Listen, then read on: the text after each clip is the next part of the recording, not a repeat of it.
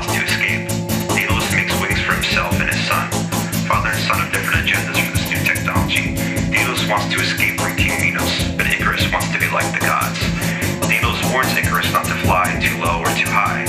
It's obvious from the story that Daedalus loves this child. He kisses him goodbye. He gives all the right warnings, but he flies off, leaving his son far behind. Icarus, as we all know from the story, flies too close to the sun, melting the wax of his wings. He plunges to the sea. Daedalus can't hear Icarus' cries for help. He only sees the feathers fluttering on the sea after his son is dead.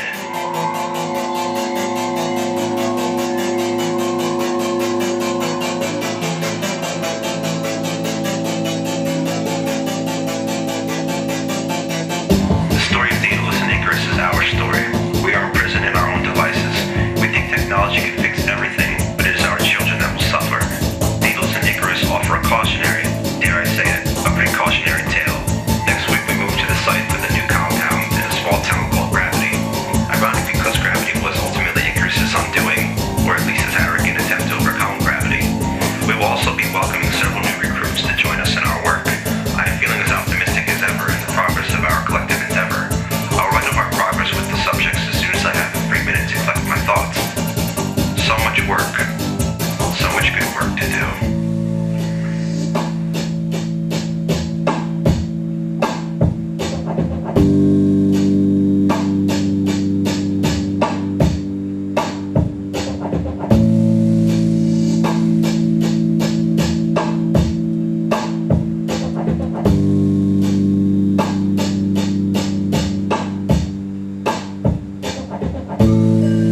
From the union of power and money.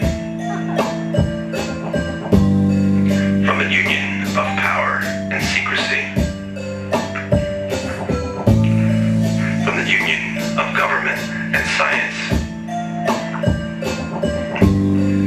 From the union of government and art. From the union of science and money. From the union of ambition and ignorance. From the union of genius and war. From the union of outer space and inner vacuity, the mad farmer walks quietly away.